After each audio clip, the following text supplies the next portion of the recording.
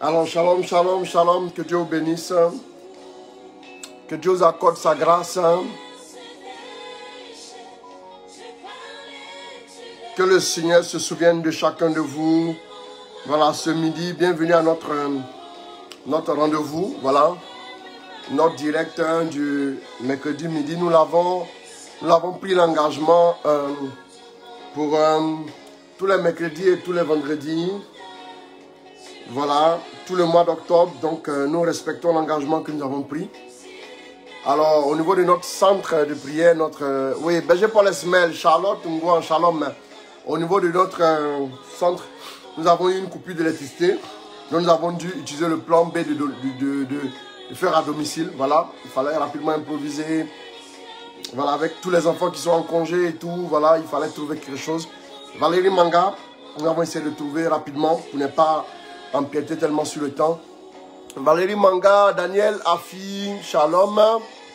Espérance en Dieu, Denise Coco, Shalom. Renate Améogo, Akela Laurine, Junior Loba, Ogoumon, Isabelle Epila, Shalom. Soyez bénis. Soyez bénis abondamment. Soyez bénis. Merci de vous connecter.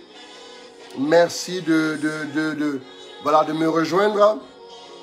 Marie exaucée, Shalom. Alors merci, que Dieu vous bénisse. Merci, merci, merci beaucoup. Voilà, que Dieu vous bénisse. Merci de partager ce direct. Merci de le partager. Partagez, partagez, partagez. Connectez-vous. On va y aller. On a seulement 50 minutes. Voilà. On a 50 minutes. Ola Triomphé. André-Marie Conan, Shalom. Viviane Gomis. Je n'ai aucun droit sur la musique. Arnaud Stéphane Sopi. Avicenne Dago. Voilà. Merci de vous connecter. Lilios Bello, David de la Victoire, Marie-Audrey Tchemele, Kevin Savadogo, Michel Kofi, Shalom.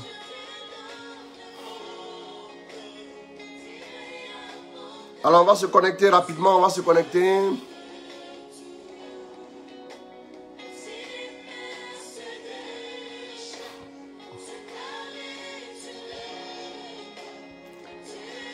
Inès Akassi Anne, Sandrine Nassa, Karina Gibi, Shalom, Catherine Diaye, Shalom.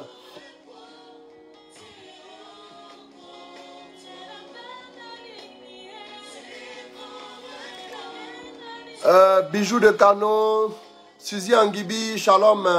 Odile Ouattara, Nina Karine Faveur, Shalom. Marie-Laëlle Kouadjo, Isabelle Laure, pardon, Kouadjo, Cécile John. Aude Flora Kwasi. Voilà, merci de vous connecter. Merci, merci, merci. Merci de vous connecter. Partagez, partagez. Voilà, des personnes doivent être visitées. Kofi Cédric, Kofi, Shalom. Marie Doris Immaculée, Shalom. Marie Claire Banin, Shalom. Francis Aliko, Shalom, Shalom. Merci de vous connecter.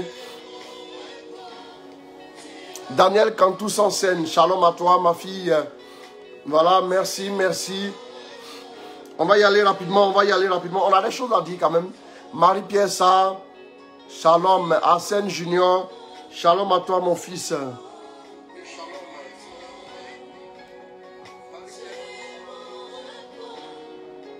Amélie Mendy, Citron Vert, Shalom.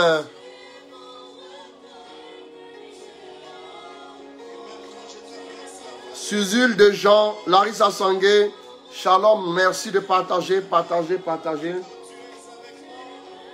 Félicité Ouattara, Shalom. Tina Sunogo, Shalom. Daniel Blessing, Shalom à toi aussi.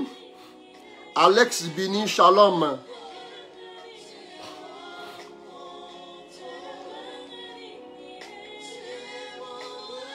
Oluwafunke Blessing, Shalom. Charlène Nancy Lacour, Désiré Assis, Shalom. Proust Nguessan, Shalom. Dieu veut nous bénir, Dieu veut nous visiter. Kora Shakara Barabaraba, merci. Merci de partager, de partager. Je n'ai ni or ni argent, mais ce que j'ai, je te le donne. Constance, merveille de Dieu, shalom. Maël Immaculé depuis la France, shalom à toi ma fille. Acho Rodrigue, shalom mon fils. Suzy Malika Kogara Bounion, shalom. Andelesh Ibara, shalom. Kisel Savadogo, shalom à toi aussi.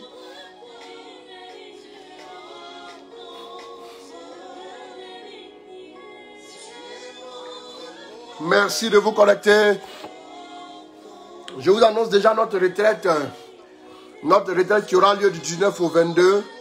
Voilà.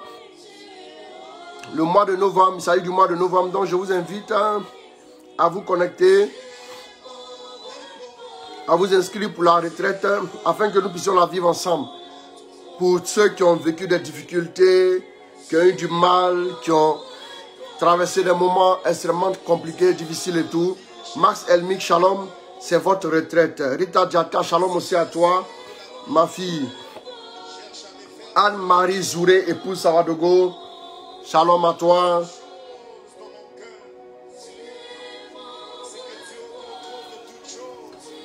Dieu va nous visiter, il est au contrôle, il est avec nous, il est avec nous, il va nous visiter.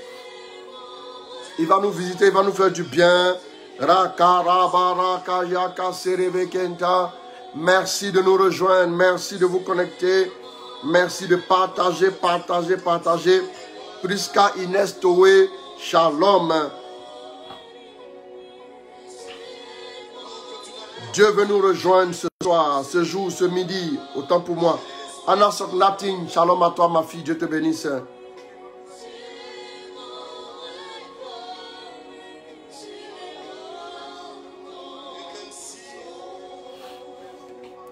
Kone Tilomia Yanché, shalom à toi. Je commence dans 2 minutes avec la parole de Dieu. Séverine Assine, Gabriel Simonsa, shalom. Elisabeth Okata, shalom. Bien des choses aux jumelles. Shalom, shalom.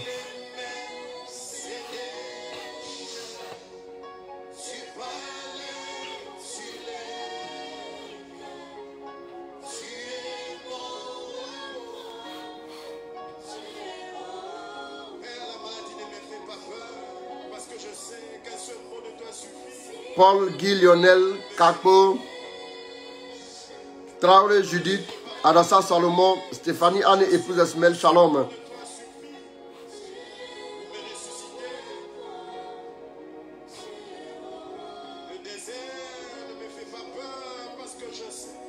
Partageons, partageons. Dès qu'on a 100, on lance en même temps.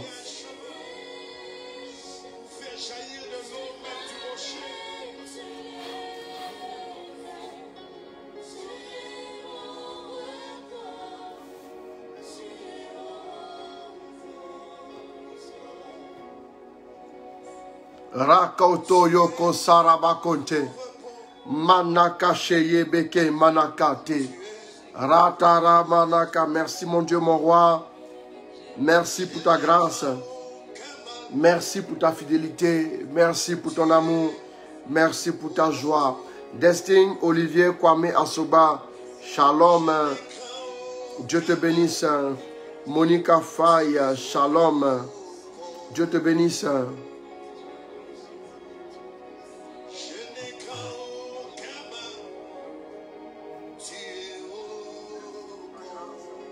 Murina, shalom à toi ma fille, Dieu te bénisse.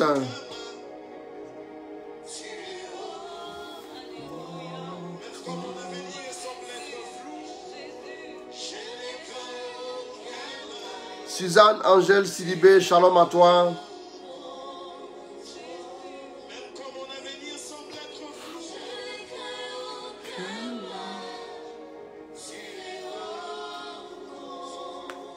Merci mon Dieu pour ta grâce. Merci pour ta fidélité. Merci pour ta joie dans nos vies. Merci de nous rejoindre. Paul Joachim Godonou. Shalom à toi mon fils.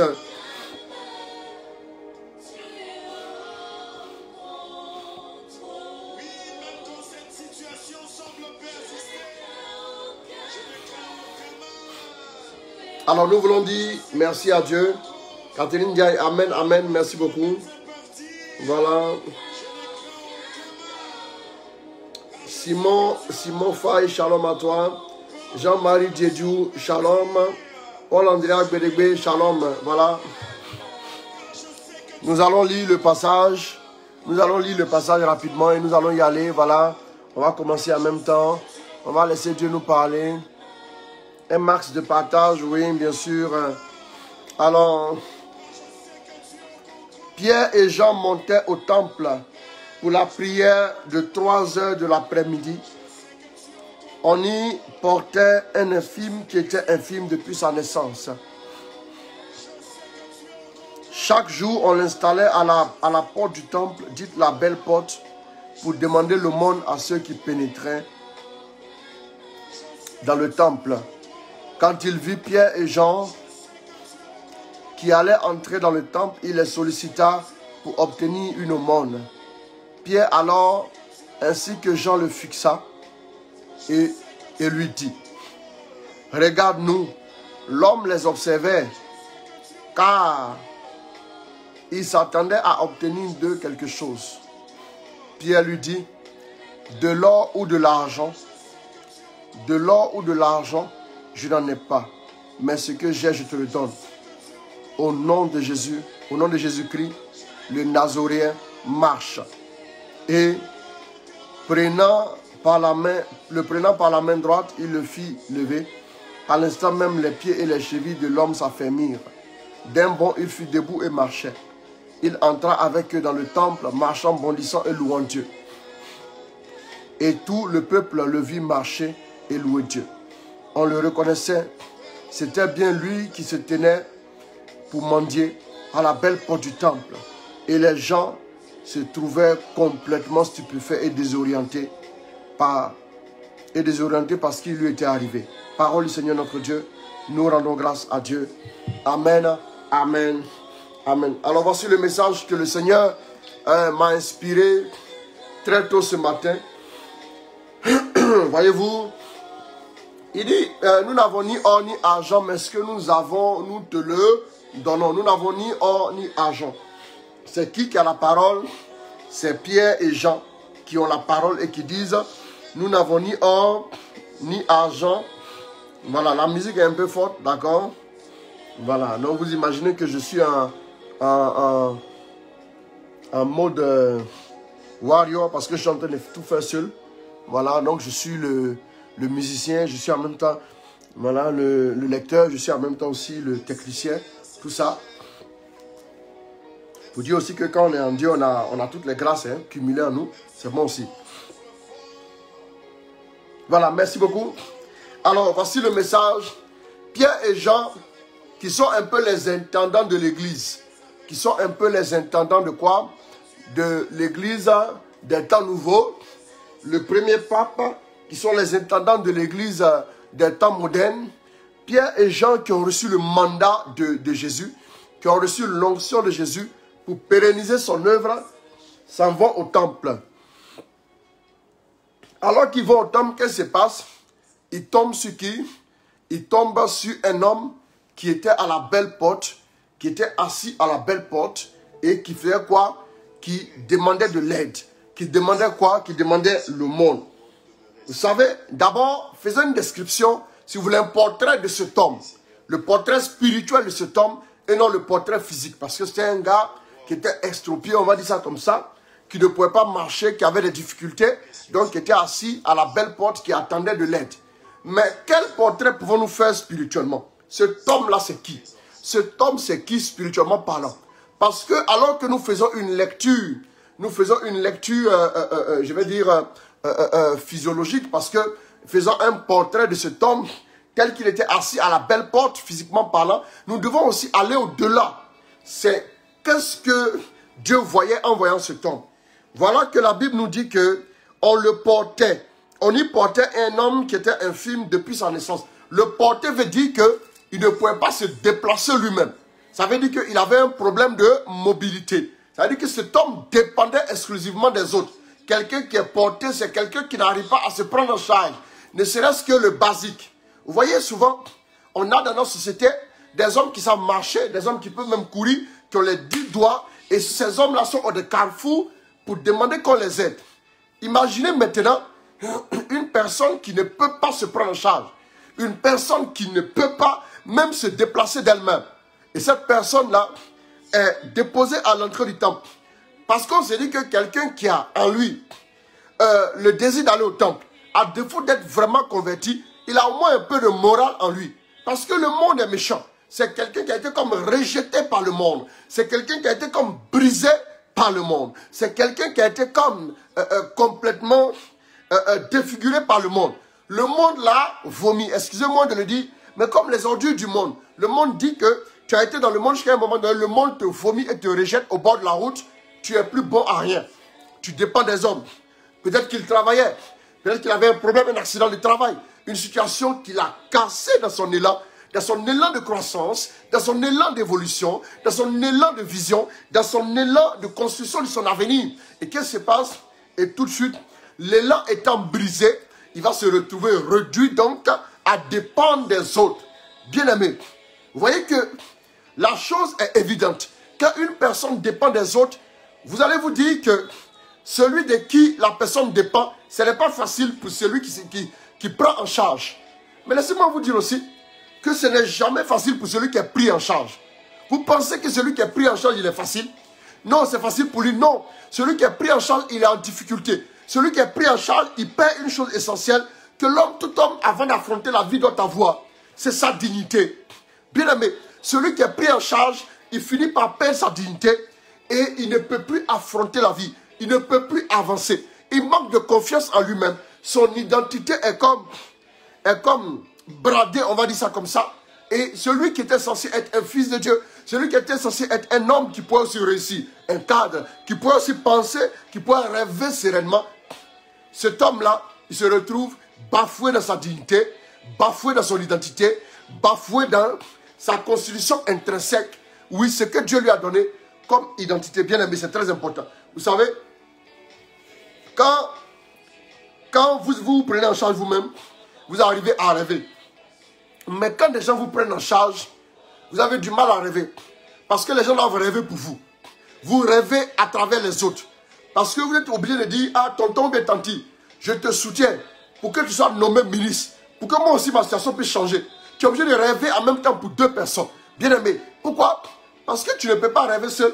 Parce que tu ne peux pas te prendre en charge. C'est très important. J'aimerais dire à une personne qui me suit ce soir, qui me suit ce midi, que peut-être que tu es dans cette situation-là. Il y a une situation qui t'afflige tellement que tu as honte. Il y a une situation qui t'afflige tellement que tu as besoin de l'aide des autres. Tu as cherché partout, tu as frappé à toutes les portes. Mais voici que tu es arrivé là et tu te poses encore des questions. Maintenant, examinons maintenant les apôtres qui viennent. Les apôtres qui arrivent.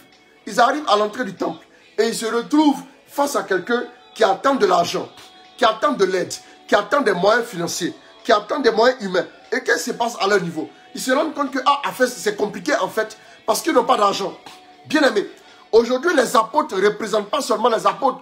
Les apôtres représentent vous et moi aujourd'hui. Les apôtres représentent l'église post-Covid, l'église d'après la crise. Les apôtres, alors qu'ils allaient au temple, ils avaient vécu il y a peu, ça faisait juste peu de temps, ils avaient vécu une grande crise. Et la grande crise, c'était quoi? C'est que les maîtres, Jésus lui-même, a été frappé, il a été tué et il a été crucifié. Après, Jésus est ressuscité des morts, c'est vrai, mais Jésus est monté au ciel. Il les a laissés. Désormais, ils doivent se prendre en charge. L'église post-Covid doit se prendre en charge. Cette lucarne-là, c'est la lucarne du leadership. Je n'aimerais pas que tu sois dans la posture de celui qu'on dépose à la belle porte. Mais je veux que tu sois aujourd'hui dans la posture de Pierre et de Jean. C'est-à-dire l'église post-Covid, l'église d'après-crise, l'église qui a survécu à la crise. Bien aimé, si tu es encore là, ça veut dire que tu as survécu à la Covid, comme on le dit. Si tu es encore là, ça veut dire que tu auras été de ceux que Dieu aura choisi pour la mission qui vient après cette pandémie. Bien aimé, l'église post-Covid, c'est l'église qui doit redonner au monde sa dignité, qui doit redonner au monde son identité. Le monde est en train de s'écrouler, comme cet homme à la belle porte. Bien-aimé, le monde est placé au bon endroit, à l'entrée de l'église. L'église est au cœur du monde. Bien-aimé, de toi à moi, je vais te dire une chose. Je vais te dire une chose, de toi à moi, excusez-moi, voilà. De toi à moi, je vais te dire une chose. L'église doit s'élever. L'église doit produire des signes pour redonner la dignité au monde. J'aimerais dire à une personne, le monde peut vous donner de l'argent. Le monde peut vous donner de la réussite. Le monde peut vous permettre de réussir. Mais le monde ne vous donnera jamais votre dignité. J'ai remarqué une chose. Demandez à ceux qui travaillent. Demandez à ceux qui sont tout le temps au boulot. Vous allez voir que le monde travaille à vous enlever votre dignité. Souvenez-vous, en France, il n'y a pas si longtemps que ça. Nos amis qui sont en France peuvent en témoigner. Il n'y a pas si longtemps que ça. Vous vous souvenez, France Télécom, je vais nommer la société, il y a eu des morts, il y a eu des suicides, il y a eu des cas de suicide. Pourquoi? Parce que la charge de travail était à un tel niveau où que les gens, tu as l'impression que ton travail t'enlève ta vie. Tu as l'impression que ce que tu fais finit par prendre ta vie. Vous voyez, aujourd'hui, quand vous rencontrez un homme, la première question qu'on lui pose, vous faites quoi dans la vie? Ça veut dire que le monde va vous présenter à l'aune de ce que vous faites. Le monde vous présentera à la lumière de ce que vous êtes dans la société. Si vous ne travaillez pas, vous n'êtes rien. Si vous n'avez pas de statut, vous n'êtes rien. Si vous n'avez pas un bon poste dans la société, au point qu'aujourd'hui, quand une femme présente son fiancé à ses parents, les parents disent, il fait quoi dans la vie d'abord? Pourquoi? Vous allez me dire que c'est pour prendre leur enfant en charge. Mais j'avoue de vous dire que, s'il vous dit qu'il est vendeur d'arachide, tant qu'il ne montre pas qu'il a beaucoup d'argent, les gens ne vont pas croire en lui. Les parents aimeraient que tu dises que tu es chef d'entreprise, que tu es DG de société. Vous savez, le monde vous donnera des choses. Le monde vous apprendra à faire quoi? À étudier, vous apprendra à la science et tout ce qu'il faut, vous donnera une qualification humaine. Mais le monde prendra le soin de vous enlever votre dignité. Ne comptez pas sur le monde pour vous donner votre dignité. Bien aimé, à un moment donné, vous allez me dire, des gens travaillent dans les sociétés des années. Ils travaillent 20 ans, ils travaillent 25 ans, ils travaillent même 30 ans. Et puis après, le système les crache. Ils sont sur le carreau. On leur donne les lettres de licenciement. Des gens qui ont tout donné pour les entreprises, qui n'ont pas eu de vie de famille à cause de cette société. Des gens qui ont poursuivi leurs rêves. Ils voulaient construire leur empire.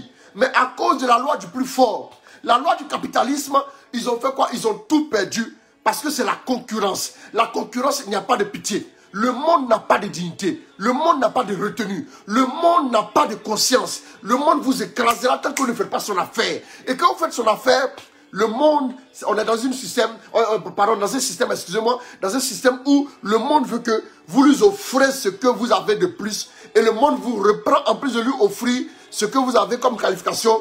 Le monde vous prend quoi? Le monde vous prendra votre dignité. Vous manquez de confiance. J'ai vu des gens travailler des années. Et après, quand ils sont à la retraite, ils sont malades.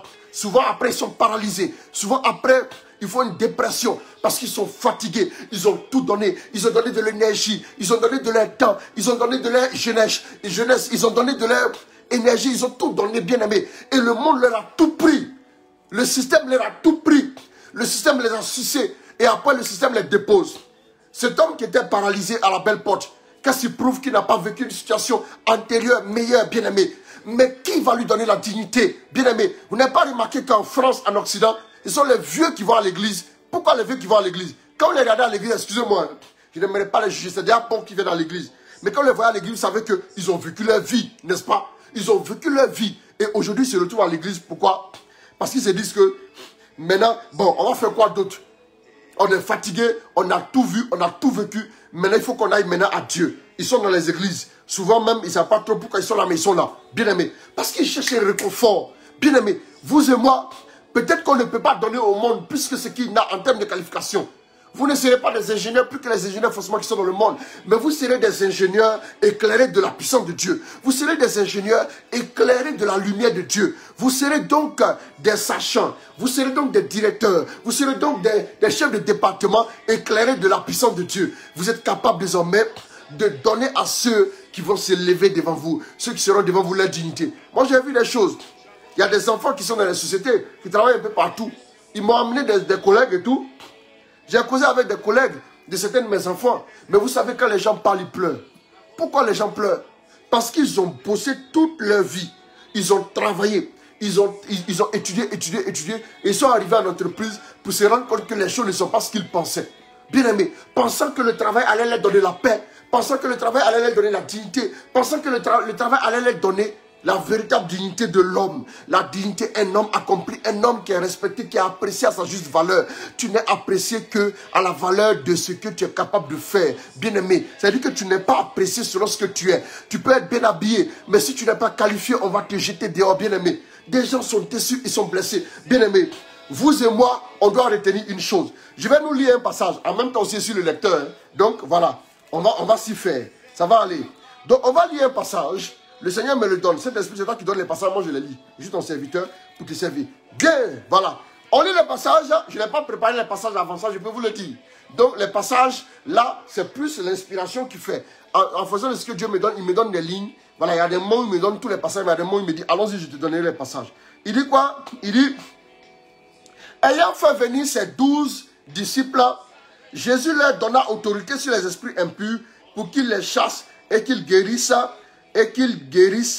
toute maladie et toute infirmité. Vous voyez que la Bible dit que, ayant fait venir les 12 disciples, Matthieu 10, autant pour moi je dois citer, Matthieu 10, verset 1er. Il fait venir qui? Il fait venir les 12 et puis il leur donne un pouvoir. Bien aimé, toi et moi, la première clé ici concernant ce verset, je n'ai ni or ni argent, mais ce que j'ai, je te le donne. Ça veut dire que l'Église a un pouvoir.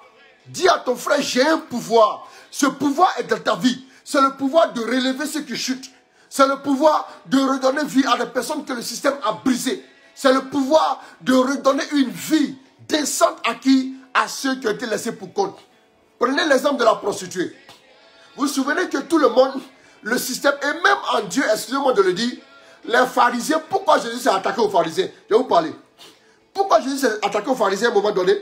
Parce que les pharisiens parlaient et enseignement, parlaient mentalité, parlaient vision, parlaient doctrine, ils ont fini par établir un système. Ils dominaient sur ceux qu'ils prenaient. Quand ils faisaient excusez-moi, des prosélytes, quand ils faisaient si tu voulais, des néophytes, quand ils faisaient des néophytes, des personnes nouvellement converties, qu'est-ce qu'ils faisaient? Ils les rendaient 2 fois plus dignes de la gêne qu'eux. Ils leur mettaient des lourds fardeaux sur la tête. Est-ce que Jésus a dit? Vous leur mettez des lourds fardeaux sur la tête. Vous-même, vous ne pesez pas. Vous pesez du doigt les fardeaux. Et vous leur dites, portez ces fardeaux, bien-aimés. Bien-aimés, ils ont détruit leur vie. C'était un système, le pharisianisme. C'était un courant de pensée. Et ce système-là, ce système ne pouvait pas faire de convertis. C'est ce que je te dis aujourd'hui. Le système dans lequel on est là, le système du monde là, ne peut pas faire de personnes dignes. Voilà pourquoi on peut voir des directeurs de société, mais dans leur bureau, ils couchent avec les filles. Ils n'ont même pas de dignité. Dans leur voiture, ils couchent avec les jeunes filles. Ils tripotent les jeunes filles dans leur bureau. Ils s'amusent avec elles. Ils leur proposent de coucher avec elles parce que eux, leur dignité a foutu le camp. Excusez-moi de le dire. Donc eux aussi, ils veulent prendre la question de la dignité des autres. Parce que c'est ce que le système leur a pris. Comment enlever la dignité des autres? Une jeune fille qui est chaste, qui est correcte, qui est sérieuse. Le gars lui met la pression. Tant qu'il ne couche pas avec elle, là, il ne va pas lui donner un poste. Il ne va pas la tutoraliser. Bien aimé. La petite, quand elle voit son papa qui doit payer ses médicaments, parce que son papa a fait un AVC, sa maman qui ne travaille pas, qui vend des aubergines au marché, qu'est-ce qu'elle fait? Elle se donne à ce directeur charognard, à ce directeur vampire. Il va abuser d'elle. Et ce n'est pas une seule fois. Il va coucher avec elle. Et encore chaque fois qu'il a envie, il couche avec elle à volonté. Il la tripote, il joue avec elle. Elle manque de confiance en elle-même. Elle perd la confiance. Elle est complètement brisée intérieurement. Ce sont ces personnes-là qui arrivent chez nous à l'église. Ce sont ces personnes-là qui arrivent devant le temple. Il y a des gens qui ne rentrent pas dans le temple comme ce gars, mais qui tournent autour de nous. Qui tournent autour. Il y a des gens qui nous apprécient de loin parce qu'ils savent qu'eux, ils sont autour du temple. Ces personnes-là savent que le message leur fait du bien. Parce que le système ne vous donnera pas de réconfort. Le système ne vous donnera pas de la consolation. Le système, il n'y a pas de compassion. Tu es malade, on te donne un temps de repos. Mais à un moment donné, tu continues d'être malade, ils vont te limoger. On n'a pas à réfléchir sur comment tu te sens. On veut faire des chiffres. On veut faire des chiffres. On veut faire des bénéfices, bien aimés. Dans ce système-là, ne comptez pas sur le système pour vous rendre digne. Maintenant, Jésus a donné le pouvoir à ses disciples. Pourquoi? Pour aller donner la dignité à ceux qui sont perdus, à ceux qui sont blessés, bien-aimés. Vous et moi, l'église post-Covid doit être une église qui apporte les solutions. Doit être une église qui est capable de donner des solutions au monde. L'église post-Covid doit donner aux désœuvrés, à ceux qui sont blessés, à ceux qui sont déçus de la vie, à ceux qui sont déçus du système, des solutions. Bien-aimés, ne vous en faites pas. L'église a sa place dans le Conseil des Nations. Moi, je vous dis ça. L'église a sa place dans le Conseil des Nations. Vous et moi, nous devons prendre confiance en nous-mêmes. Nous devons prendre confiance en ce que Dieu a déposé en nous. Bien-aimés, Dieu n'a pas fait de nous des moqueriens. Dieu nous a donné la dignité. C'est à nous de donner. Vous voyez qu'il ne peut même pas se tenir ses pieds. C'est-à-dire, excusez-moi, à la limite, il n'est même plus comme un homme. Un homme se tient sur ses pieds. La Bible dit, Saint Irénée dit, la gloire de Dieu, c'est l'homme debout. Un homme se tient sur ses pieds, mais il ne peut même pas se tenir sur ses pieds. Pourquoi? Tout simplement parce que la dignité est cassée, bien aimé. Les hommes qui ne sont même pas capables de vous regarder en face, parce qu'ils sont blessés, parce qu'ils sont détruits, parce qu'ils sont ruinés dans leur âme, bien aimé. Un directeur, vous pensez que celui qui est le prédateur de la jeune fille dont je parlais, celui qui couche avec les filles n'importe comment, il y en a même qui sortent avec les filles et puis ils filment. Tellement ils ne savent pas qu'est-ce qui les anime. À un certain niveau, une de mes filles me disait, à un certain niveau, les directeurs de leur milieu, ils sont pervers comme pas permis, je le dis. C'est la vérité. Voilà la réalité du système. Voilà la réalité du système. Voilà la réalité du système. Ils sont pervers comme pas permis, bien aimés. Ils sont pervers. Et même, on me donnait le témoignage d'une jeune dame qui était mariée. Excusez-moi, mais qui était mariée, mais son patron, parce que son chéri avait perdu son travail. Donc ils avaient besoin de ce travail-là pour manger. Ils avaient besoin de ce travail-là pour payer la maison. Mais la jeune dame, elle est au bureau. Son patron la harcèle. Il dit, écoute, je connais ta situation. Je peux t'augmenter 50 000 francs. Et quand la jeune dame passe, excusez-moi, il touche ses fesses. Excusez-moi de le dire. Il touche ses fesses, il joue avec elle. Il joue avec elle. Le mari était au courant. Il était obligé de demander à sa femme de démissionner. Bien aimé, regardez-moi des choses comme ça. Vous voyez, on est dans un système qui n'a pas de sentiments, bien aimé. Mais qu'est-ce que l'église doit faire comme rôle? L'église doit d'abord accueillir les personnes brisées. L'église doit aider les personnes en difficulté. Bien aimé, il faut les aider. Il faut les aider, bien aimé. Vous avez autour de vous des personnes qui ne font que pleurer tout le temps. Donnez-leur ce que vous avez. Parce qu'en Matthieu 10, vous avez reçu quelque chose. Vous avez reçu le pouvoir. Vous avez reçu la grâce. Vous avez reçu l'onction. Tu es baptisé. Frère, ce n'est pas une question de je sens que j'ai reçu quelque chose. L'église post-Covid n'est pas une église qui va attendre de sentir les choses. Nulle part ne nous dit, Pierre et Jean ont senti qu'ils avaient le pouvoir. Non, nulle part ne nous dit cela. La Bible ne nous dit nulle part cela. Ils n'ont pas eu besoin de sentir qu'ils avaient le pouvoir. Mais ils étaient conscients du pouvoir qu'ils avaient. Est-ce que tu veux prendre conscience, bien-aimé? Le problème des hommes, nous avons tout reçu de Dieu. Nous avons reçu la grâce. Nous avons reçu l'onction. Mais nous n'avons pas conscience de ce que nous avons reçu. Bien-aimé, Dieu ne veut plus des gens assis à se lamenter sur la situation. Des gens assis à se demander, est-ce que je peux encore avancer, bien-aimé? Dieu veut des gens qui ne vont pas envisager d'avancer, mais des gens qui vont avancer naturellement. Dieu veut des gens qui vont avancer, bien-aimé. Qui es-tu, frère? Tu as tout reçu déjà. Ce n'est plus la peine d'attendre une nouvelle effusion. On a déjà été effusé. Il y a urgence. Dieu fait de nous tous des disciples pour aller faire quoi? Pour aller donner la dignité à ceux qui sont en difficulté, bien-aimés. Nous n'avons ni or ni argent. L'église ne nous attend pas là où le monde ne nous attend pas pour qu'on lui offre de l'argent. Non. Parce que les cartels de drogue ont plus d'argent que l'église. Les cartels de drogue ont plus d'argent que les États. Les trafiquants, les voleurs, ceux qui font des malversations, des détournements de deniers publics, ils ont plus d'argent que n'importe qui. Eux-mêmes leur argent là. Eux-mêmes leur argent, excusez-moi, eux-mêmes leur argent, ça peut vous payer toute votre vie. Bien aimé. Mais que dit des gens, un jeune homme comme Léo Messi ou Cristiano Ronaldo joue avec un ballon de foot. Tout simplement, il s'amuse. Il prend du plaisir sur le terrain en courant. Ballon joue au quartier ici là. C'est ce qu'eux ils font. C'est la même chose, non? Mais seulement que pour eux, on appelle ça professionnel. Pour nous, là, on appelle ça amateur. C'est juste le nom qui diffère. Sinon, nous tous, on joue au ballon, on transpire nous tous. Mais pourquoi eux, ils sont payés? Quelqu'un comme Messi, il a 2 milliards en termes de francs CFA par mois. Je ne vous parle même pas de contrat publicitaire ou bien sponsor. Non. Quand ils arrivent, chacun va choisir sa voiture qu'il veut. Ils roulent avec ça. Des voitures neuves. Frère, mais l'artisan du quartier qui va creuser un pipeline, qui va creuser un trou pour qu'on mette des câbles électriques qui vont éclairer tout le quartier, cet homme-là, lui, on le paye 3000 francs par jour. Il n'a rien. Pourtant, s'il ne met pas les câbles là, la cité ne sera pas éclairée, ou il n'y aura pas de téléphone, ou il n'y aura pas d'internet. Bien aimé, le monde est injuste. Le monde est injuste. Il va faire tout ce boulot-là. Et puis après, il va finir avec des douleurs au niveau du dos, un nid discal, ou bien quoi là, un L4, L5 qui ont des problèmes. Et puis après, les vertèbres qui ont des problèmes. Et puis après, maintenant, il ne peut même pas se soigner. Bien aimé, on est dans un monde qui n'a pas pitié. Bien aimé, le monde a été taillé sur mesure. Le système a été taillé sur mesure pour faire quoi? Pour appauvrir les plus pauvres et pour enrichir les plus riches. Bien aimé, on se partage les richesses. Et puis vous autres, débrouillez-vous. Frère, des gens se vont travailler comme ça et puis ils donnent tout. Ils ne donnent pas leur vie à Dieu pour que Dieu continue de marcher avec eux. Et après, quand ils sont déçus, quand ils sont blessés, ils viennent maintenant pleurer. C'est ça, non? Frère, toi et moi, on a la solution. Dis à ton frère, on a la solution. J'ai la puissance en moi. J'ai le pouvoir en moi. J'ai l'onction en moi. Dans cette église post-Covid là, frère, lève-toi. L'église ne t'attend pas où tu dois donner de l'argent. L'église t'attend. Les œuvres caritatives là, excusez-moi. Quand Bill Gates s'élève, ce qu'il fait en termes d'œuvres caritatives là, toutes les églises de nos pays en Afrique ne peuvent pas atteindre ce montant en termes d'œuvres caritatives. Je vous dis la vérité. Ce n'est pas tant les œuvres caritatives.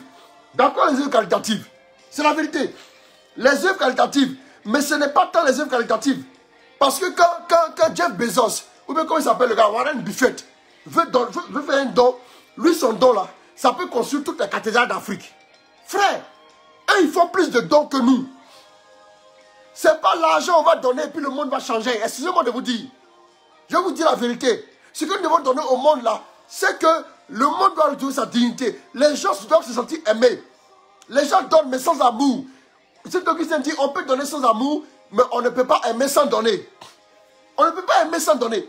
Bien aimé, nous devons dire au monde que on peut ne pas avoir de gros moyens et puis être heureux.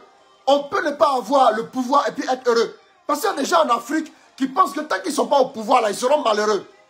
Oui, il y a des gens comme ça en Afrique. C'est le système. Il y a des gens comme ça. Tant qu'ils ne sont pas au pouvoir, donc ils feront tout pour se maintenir au pouvoir. Frère, le monde, nous devons donner la dignité au monde. Nous avons le pouvoir de le faire. Des gens brisés ont besoin de nous. Des personnes malades ont besoin de nous. Moi, je connais quelqu'un qui a travaillé des années, un brillant informaticien. Après qu'elle est tombée malade, ils l'ont laissé pour une affaire de son assurance que l'entreprise devait rapidement faire quoi, je ne sais plus là. Et l'assurance n'est pas passée. Il est mort. Il est mort. Un jeune homme, il est mort. Bien aimé, il est mort. Et on le remplace rapidement là. Après, on fait des obsèques rapidement là. Un week-end là. Et puis après, la vie continue. La vie continue. Bien aimé, ne pense pas que si tu ne t'assois pas pour bâtir une vie en Dieu, pour bâtir ton identité en Dieu, pour bâtir, oui, ta confiance en Dieu, un jour tu seras là, tu ne comprendras plus, bien aimé. Parce qu'il ne peut rien faire pour toi. Il ne peut que donner l'argent à la fin du mois. L'argent, même quand tu prends, avant que le salaire arrive, il est fini. Demandez à ceux qui sont payés à 2 millions, demandez à ceux qui sont payés à 50 000. Ils vont dire la même chose. Ça veut dire que le salaire ne suffit pas. Ceux qui sont payés à 50 000, ceux qui sont payés à 2 millions, ils vont vous répéter la même chose. Le salaire, avant qu'il arrive, il est fini. Même l'année que tu mets de côté là, c'est combien? En quelle année tu vas pouvoir t'offrir une vie décente? En quelle année? Tu ne peux pas, frère. Tu as besoin de la grâce. Tu as besoin de Dieu dans ta vie. Tu as besoin de la vie de Dieu. Tu as besoin d'être un apporteur de solutions. Permettez-moi de dire ça. Tu as besoin d'être un pourvoyeur de preuves. C'est toi qui dois montrer au monde que Jésus est bon. Bien aimé, allez chercher d'abord. Allez chercher de l'argent, d'accord. Mais donnez-vous à Dieu d'abord. Attachez-vous à Dieu d'abord. Marchez avec Dieu. Que votre alliance soit solide. Que votre alliance soit conséquente. Que votre alliance soit sereine. Que votre alliance soit vraie. Frère, tant que tu n'as pas encore une bonne alliance avec Dieu, ne cours pas les rues pour chercher des choses. Cherche à marcher avec Dieu. Deviens un enfant de Dieu authentique. Deviens un enfant de Dieu sérieux. Deviens un enfant de Dieu correct. Un enfant de Dieu qui a le pouvoir de Dieu en lui. Parce que lorsque le monde voudra te cracher, là, tu vas dire à ta dignité. Avant que le monde te crache, tu vas démissionner. Tu vas te mettre à ton propre compte. Dieu doit te donner la grâce. Dieu l'a déjà fait. Si le pouvoir est en nous, quand Dieu dit je vais te donner le pouvoir, vous pensez que le pouvoir de Dieu, c'est seulement pour guérir les malades? Ce n'est pas seulement pour guérir les malades. Le pouvoir de Dieu, c'est pour faire de nous des hommes d'élite. Le pouvoir de Dieu, c'est pour faire de nous des hommes accomplis à tous les niveaux. Le pouvoir de Dieu t'aiguise dans la tête. Le pouvoir de Dieu te donne plus d'intelligence. Le pouvoir de Dieu te donne plus de créativité. Le pouvoir de Dieu te donne de la perspicacité dans tes analyses. Le pouvoir de Dieu fait de toi un chef d'entreprise aussi. Frère, je te dis ça. Dieu veut des gens capables de se lever avec son pouvoir en eux là. Le pouvoir de Dieu étant en toi, tu es capable de faire des réflexions, de bâtir des entreprises. Je te dis, cet homme-là, la dignité, quand on lui impose la main, vous savez, en Exode 31, autant de Belsalel. C'est ça, non? Je vais voir rapidement. Rapidement, soyez indulgents. Je suis en même temps le lecteur. Le Seigneur adressa, bon, je cherche vite quand même dans la Bible, à la grâce de Dieu. Bon, c'est Dieu qui m'aide. Hein. Voilà. Le Seigneur adressa la parole à Moïse. Vois, j'ai appelé par son nom Belsalel, fils d'Uri, fils de Hou, de la tribu de Juda. Je l'ai rempli de l'Esprit de Dieu pour qu'il ait la sagesse, intelligence, connaissance et savoir-faire universel. Création artistique. Travail de l'or, de l'argent, du bronze, ciselure, des pierres, de garnitures, de sculptures sur bois et toutes sortes de travaux. De plus, j'ai mis près de lui Oliav, fils d'Aïsamak, de la tribu de Dan, et j'ai mis la sagesse dans le cœur de chaque sage pour qu'il fasse tout ce que je t'ai ordonné. La tente de la rencontre, l'arche pour la chatte, le propitiatoire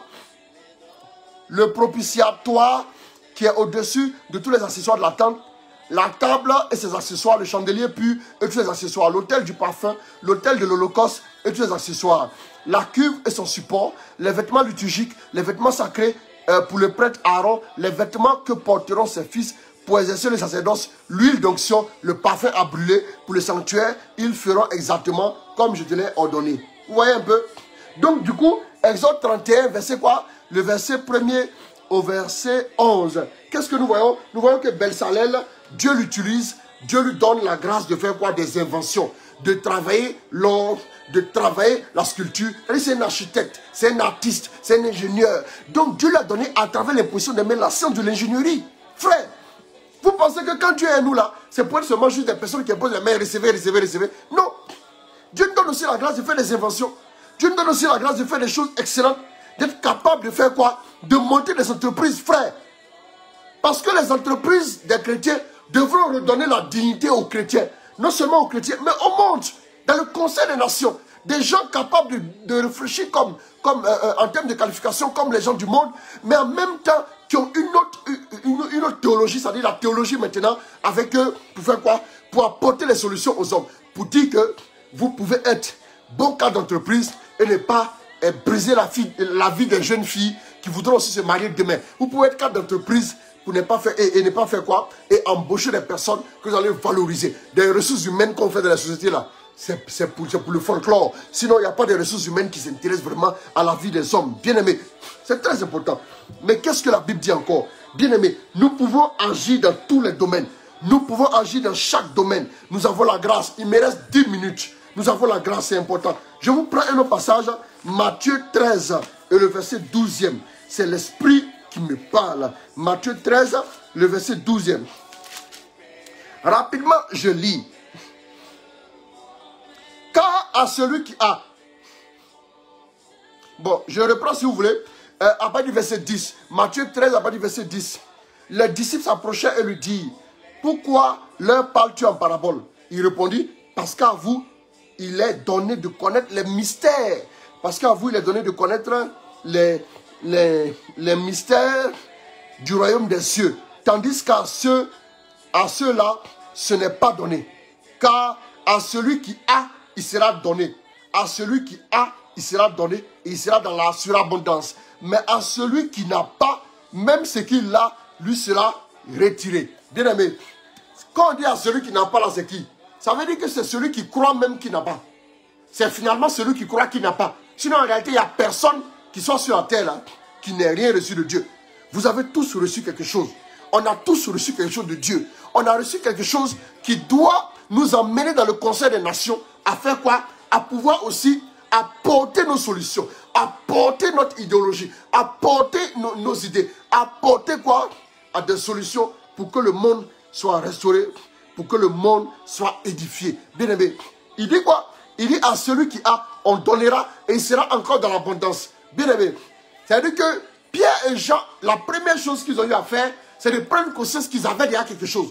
Le drame des chrétiens aujourd'hui, des chrétiens qui veulent vraiment être efficaces dans l'église post-Covid, c'est que ces chrétiens-là ne savent pas qu'ils ont déjà tout reçu. C'est que ces chrétiens sont ignorants. La Bible dit, mon peuple périt faute de connaissance. C'est l'ignorance qui perd le peuple.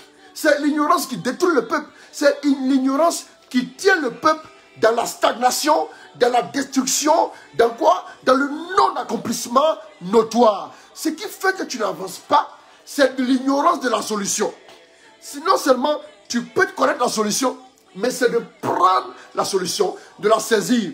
C'est-à-dire de passer du logos au réma pour saisir la quintessence de la solution pour ta vie. Bien aimé, quand vous venez à Jésus, Jésus n'est pas une religion. Parce que les gens pensent que on est dans une religion. On n'est pas dans une religion. On connaît une personne. On est dans une relation. On n'est pas dans une religion, mais on est dans une relation. Le christianisme, c'est quoi? Être comme Christ. Ressembler à une personne et non appliquer des doctrines. Non, je vous dis ça. Aimer Jésus. Il dit, toute la loi, c'est quoi? Aimer Dieu et aimer son prochain. Qu'est-ce qu'il y a de religion dedans? C'est aimer Dieu et aimer son prochain. Tu aimes Dieu, tu es amoureux de Dieu, tu as une relation avec Dieu, et puis tu aimes ton prochain. Voilà la religion. Bien aimé, c'est ça la foi chrétienne, mes amis. La foi chrétienne doit se vivre, même dans les multinationales. La foi chrétienne, est-ce que des amoureux ne sont pas dans les multinationales? Pourquoi est-ce que quand on est dans les multinationales, nous les chrétiens, on nous stigmatise? C'est parce qu'on a mal compris ce que c'est la foi chrétienne. Diffusez-moi ce message, s'il vous plaît. Parce qu'on a mal compris. On n'a pas compris comment la foi chrétienne est. On pense que la foi chrétienne, c'est une doctrine ou bien des préceptes. Non. La foi chrétienne, c'est quoi? La foi chrétienne, c'est aimer Dieu et aimer son prochain. Il y a des amoureux dans la société. Il y a des hommes qui aiment les femmes, qui sont amoureux et qui sont à la tête de multinationales et qui aiment le jazz. Ou bien qui aiment le R&B. Ou bien qui aiment le rock'n'roll. Bien aimé. Ou bien, ces personnes-là, ils ont leur passion. Bien aimé. Nous aussi, en tant que chrétiens, pourquoi quand on arrive, on est stigmatisé? Parce qu'on te voit avec une Bible. Bien aimé.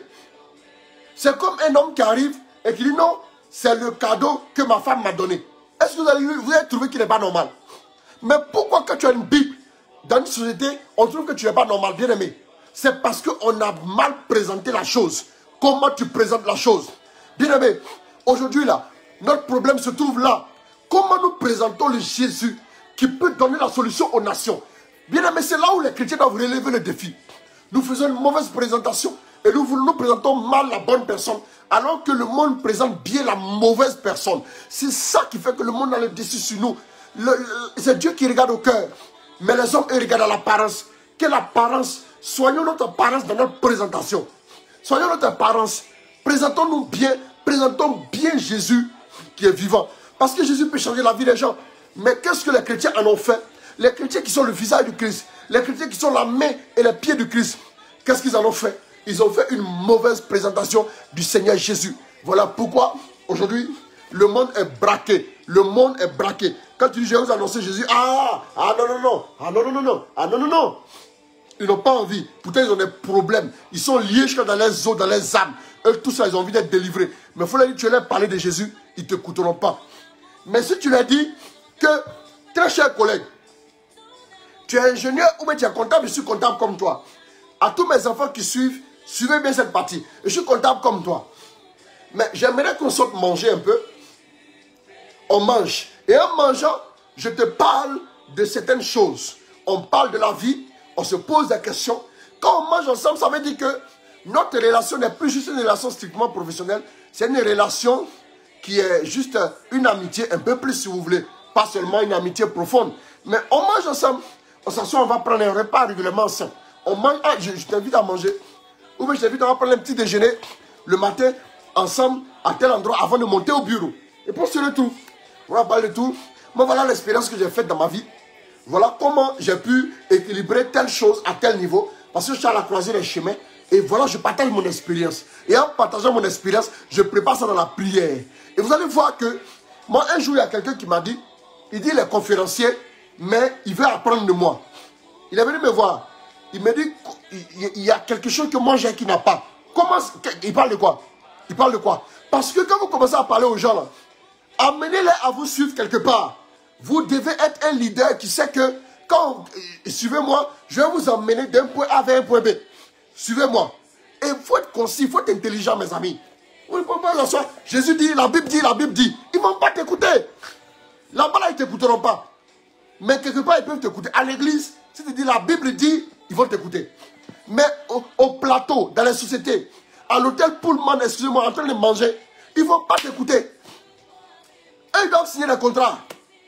Ils sont en train de boire les vins capiteux, ils n'ont pas le temps. Ils attendent le prestataire qui va arriver, ils vont signer le contrat. Bien aimé, ne prends pas le temps aux gens. Explique aux gens les choses simples.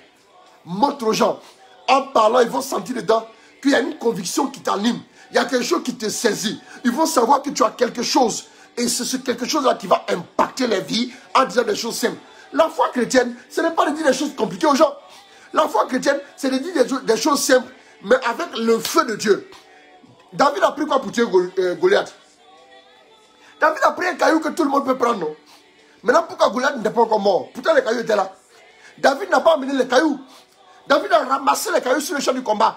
Écoutez-moi bien, ce qui va vaincre les Goliaths dans vos entreprises là, se trouve sur le champ du travail là-bas. À tous mes enfants, suivez. Suivez. Ce qui va vaincre votre Goliath professionnel là, se trouve dans l'environnement professionnel. Ce n'est pas ailleurs. Je vais vous dire la vérité. Le caillou, David l'a ramassé en allant vers Goliath. David l'a ramassé là sur le champ de bataille. David n'est pas venu avec le caillou. Le même affaire des cailloux. Quand le diable allait trouver Jésus au désert là, il lui a dit quoi? Change cette pierre en pain, non? Est-ce que la pierre là, c'est le diable qui l'a amené? Ou c'est Jésus qui a envoyé? La pierre était là. Prenez avec les moyens qui sont là. Qu'est-ce que vous comprenez comme langage? Quel est le langage dans l'entreprise qu'on comprend? C'est le même langage qu'il faut utiliser pour parler de Jésus. Pourquoi tu n'as pas un langage étranger? Pourquoi pas t'écouter? Quand Jésus est venu parler aux gens là, pourquoi il n'a pas parlé de l'ange? La tête de l'ange est comme ça, les pieds de l'ange sont comme ça, et puis ils vont l'écouter. Ils ne vont pas l'écouter. Pourtant Jésus les a tous créés. Mais pourquoi Jésus n'en parle pas comme ça? Jésus fait quoi? Jésus dit le royaume des cieux est comme quoi? Un homme qui est sorti pour s'aimer. Ah, il faut commencer à dire, ah, un homme qui est sorti pour s'aimer, moi il fait ça. Voilà. Dans l'entreprise, quel est votre jargon? De quoi parlez-vous? Tu es comptable, prends des expressions comptables pour parler de Jésus. Tu es quoi? Tu es médecin, prends des expressions de la médecine. Tu prends des expressions de la médecine pour parler aux médecins. C'est la vérité. Toi, tu es venu prendre, la Bible dit, un jour, oui, quoi, ils ne vont pas t'écouter. Maintenant, après qu'ils vont te demander, ah, comment tu fais? Tu as dit, maintenant, c'est la parole de Dieu qui est mon quotidien. Maintenant aussi, j'invite ceux qui sont dans le milieu professionnel, là, de la manière dont vous connaissez tous vos codes, tous vos process au travail, là, connaissez un peu aussi la parole de Dieu. Parce que quand tu vas ouvrir ton sac pour forcément vouloir ouvrir la Bible, là, ils vont se bloquer. Souvent, tu vas dire, non, il est écrit quelque part, oui, comme ça, en Matthieu tant, verset tant, comme ça, comme si. Et puis après, maintenant, quand ils s'ouvrent plus, en dernier recours, tu peux sortir la Bible pour ne pas qu'ils soient bloqués. Parce qu'il y a des gens, quand ils voient la Bible, quand ils voient le rosaire, ils ont peur. En même temps, ils se sentent jugés. Ils ont l'impression que le feu de l'enfer est déjà proche. Donc, ils ne vont pas t'écouter. Frère, quand on vous donne la parole de Dieu, suivez. C'est très important. Quelles sont les stratégies? Dans chaque domaine, il y a une stratégie qui est adaptée. D'abord, notre ami David, il est arrivé d'abord au front. Il n'a pas pris ses armes à la maison. Il n'a pas pris. Il y a une fronde qu'il avait, c'est sa foi. La fronde que tu as, c'est ta foi. C'est ta foi qui va catapulter le caillou que tu vas prendre dans ton milieu professionnel pour envoyer. Demande à Dieu de t'aider. Jésus lui-même, c'est sa stratégie qui a fait que les Juifs l'ont écouté. C'est ça. Tu comprends rien. Et puis tu es toujours... Non, moi, je les ai attrapés. Dis alors la prière. Ils ne vont pas te suivre maintenant. Voilà pourquoi demander à certaines personnes. Ils ont invité des gens pour la prière. Ils ont toujours eu au dernier moment un petit problème. Ils ne sont pas venus. Sauf ceux qui avaient de vrais problèmes. Eux, ils sont venus parce qu'ils n'ont pas le choix. C'est comme ça. C'est très important, mes amis. Donc, ce sont des stratégies. Quand on va parler d'investir le système des nations, on va sortir cette stratégie-là petit à petit. Petit à petit, pour vous expliquer, il y a beaucoup de stratégies. Bien aimé, il y a beaucoup de stratégies. Il y a beaucoup de stratégies. Oui, bien aimé. Si vous ne comprenez pas ces choses-là, vous ne pouvez pas Vous ne pouvez pas donner la solution au monde. Vous et moi, nous avons tout reçu. Bien-aimés, il est déjà l'heure. Vous et moi, on a tout reçu. Vous et moi, nous ne sommes pas, oui, nous ne sommes pas n'importe qui parce que Dieu a déposé en nous un investissement d'envergure qui peut changer le monde. Mon frère, ma soeur, je t'invite aujourd'hui à t'ouvrir à cela. David, lorsqu'il est arrivé, on a voulu lui donner l'armure, oui, de Saül. Mais il a dit non, ça ne va pas m'arranger. Toute armure du monde va vous mettre en retard. Bien-aimé, écoutez-moi bien. Dieu sera avec vous. Dieu sera avec vous, je vous dis. Mais apprenez. Regardez bien. Il y a des gens dans le milieu professionnel, les gens ne sont pas habitués. Parce qu'il y a trop de trahison. Ils ne sont pas habitués à s'ouvrir. Ils ne sont pas habitués à s'ouvrir. Donc, quand vous devez adopter une stratégie pour les atteindre, là, ne vous attendez pas à ce qu'ils s'ouvrent le premier jour. Soyez patient. Ayez des stratégies. Contournez les angles plusieurs fois avant de voir l'angle d'attaque propice avant d'y entrer. Si vous ne demandez pas l'angle d'attaque, priez. Il y a toujours un angle. Vous savez, c'est comme les fusées. Quand les fusées viennent là, quand ils viennent quand les fusées reviennent de leur mission, pour pouvoir entrer dans l'atmosphère terrestre, les fusées ont besoin de quelque chose. Ils ont besoin d'avoir un angle précis pour entrer. Sinon, si la fusée rentre à un angle, par exemple, si l'angle est trop grand, l'angle d'entrée dans l'atmosphère, qu'est-ce que je dis là? La fusée va se désintégrer totalement et tout le monde est mort.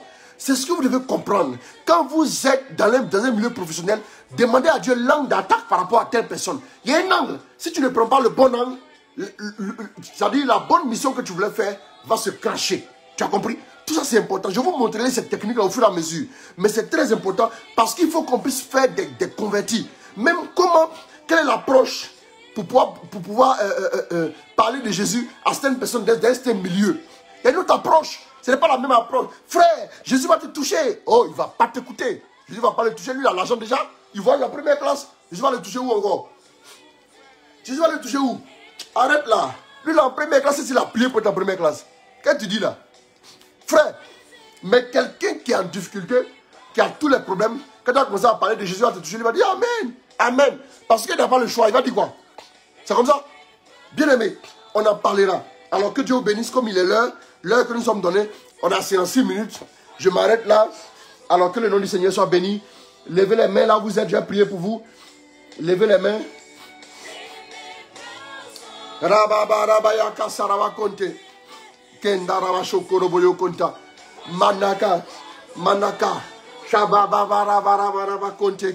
l'amour de Dieu commence à remplir vos cœurs. Parce que le monde a besoin de vous. Tu vas dire après moi, le monde a besoin de moi. Le monde a besoin de moi. Les nations ont besoin de moi. Ma société a besoin de moi.